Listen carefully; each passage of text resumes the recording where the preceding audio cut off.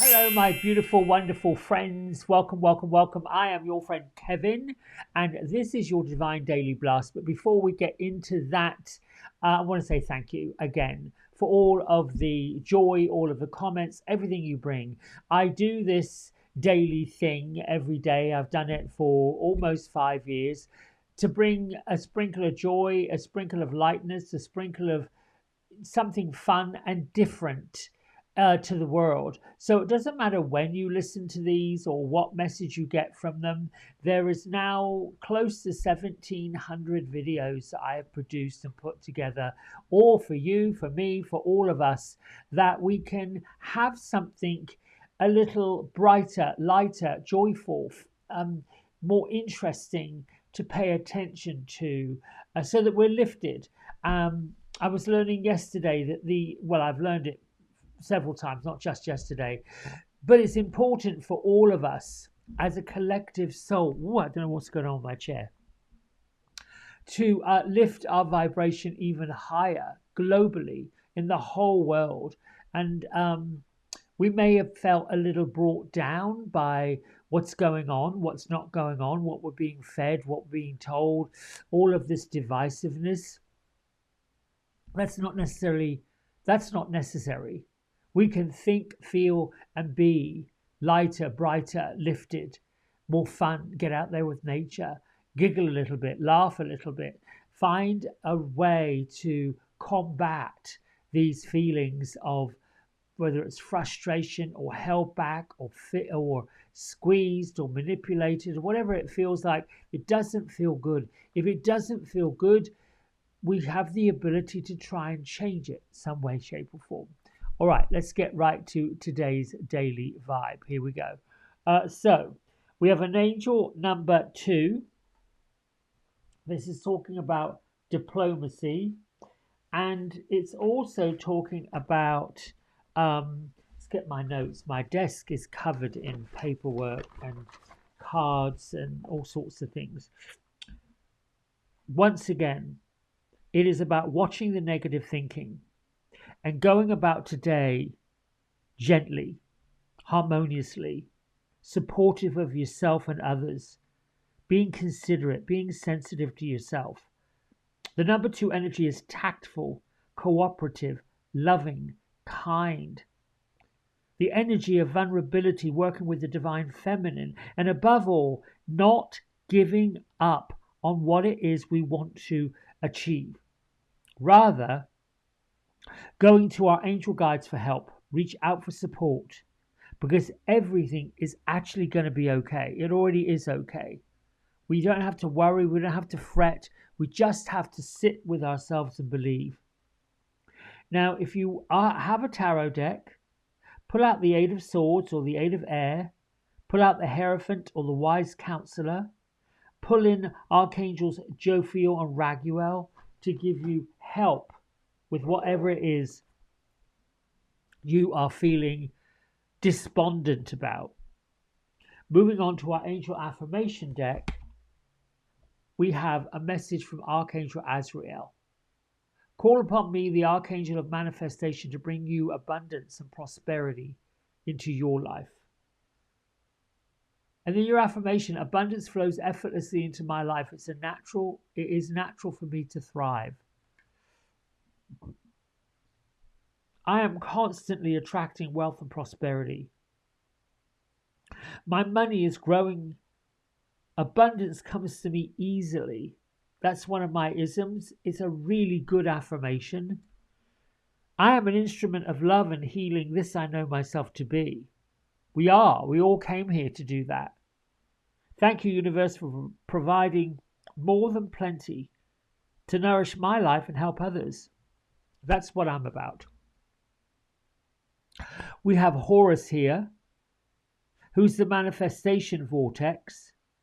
He's asking us to believe what we see, believe what we feel, and create thoughts that attract more of what we want. And the Elohim, the collective group of guides and angels, karmic debts are paid. You've got to forgive yourself. Take responsibility for your karma. Let go. Let go of the past. Don't become burdened by it. Gertrude and Beatrice were showing themselves today up in the treetops, shaking the trees, shining the light, and literally just floating from one to the other because they can. I'm going to fan these out and pull one. Let's see what this one is.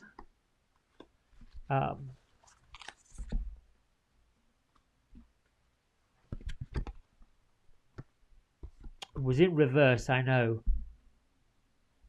but I can't read upside down. Well, I could, it just take longer. Wish wisely.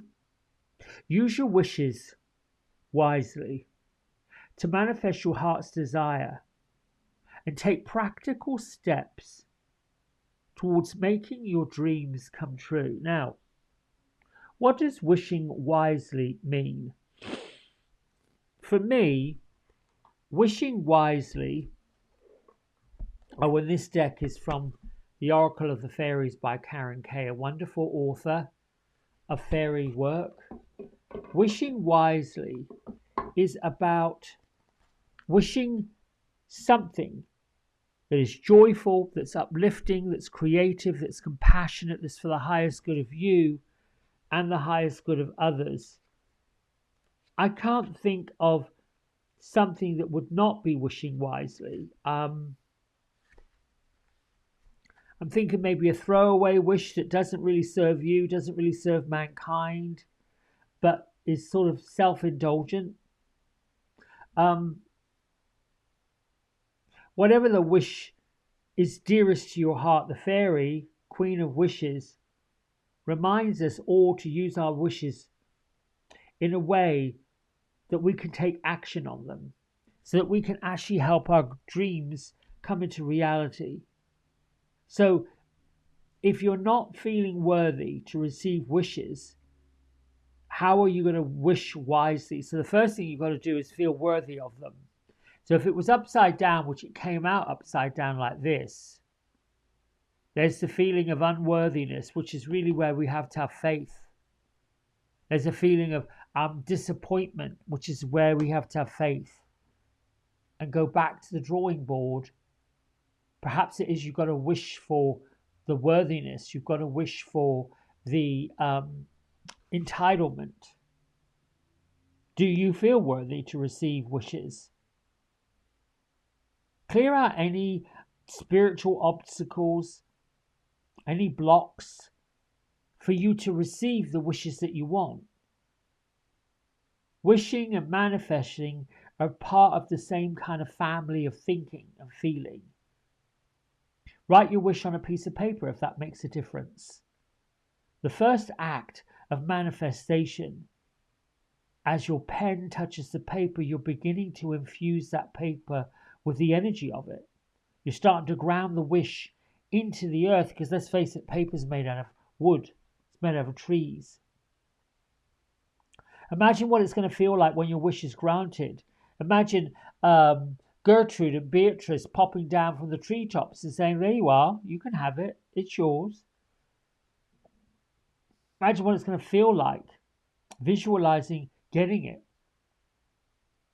And after you write your wish down on a piece of paper, sit quietly in meditation for a while. Even say your wish out loud. Dear fairies, this is my wish. Please help it to me. Please help it come to me. I am open for you to inspire me. And when you wish in this way, you're co-creating with the fairies. And now be receptive to all the signs of inspiration that you're receiving over the coming days and the coming weeks. When you pull this wish card, wishing wisely, you're about to receive a fairy gift. Or you're being reminded to offer a gift to someone else. Perhaps it's their birthday or their anniversary.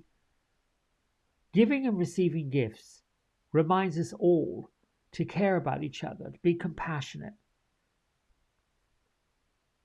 It's the highest form of love. It's the highest form of reciprocity. Yes, Giving and receiving, it is that exchange between human beings, which really were souls inhabiting a body, giving and receiving, no matter what that looks like. Many of us have learned that I'm not going to give to this if I don't receive back from that. It's challenging because we hear it, we see the awkwardness of the giving, but then we don't receive. We do see it and we feel it. And then there's that ego that creeps in with this big word, resentment. Whether it's a person, people, organizations, all of that. I got tangled up in all of that personally when I began to watch and see how those who were looking to, I'm going to be very careful here, those who were looking to perhaps run for a seat, political office,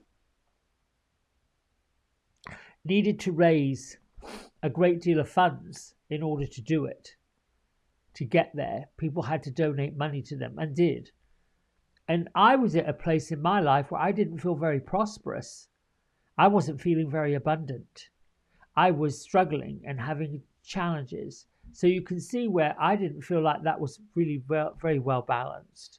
Certainly didn't have any extra funds to go donating. And the only person I was hurting was myself. Because the person who was doing whatever they were doing, raising the money that they were raising, they had their own agenda going on, their own faith, their own wishes, their own desires. It wasn't about me, wasn't about them really. The key to all of it was that we're all worthy and deserving of that great big bucket of abundance. We are all worthy and deserving of these incredible blessings. But the blessings don't necessarily come in the form of dollar bills.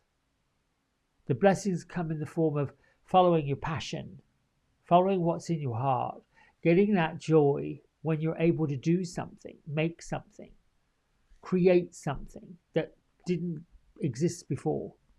And I'm hoping that makes sense. All right, my friends, that's it from me for today. Go about your day, have faith, enjoy, find something that brings you joy, find something that lifts your heart and your vibration, and who knows, you might lift somebody else's. Till tomorrow, bye for now.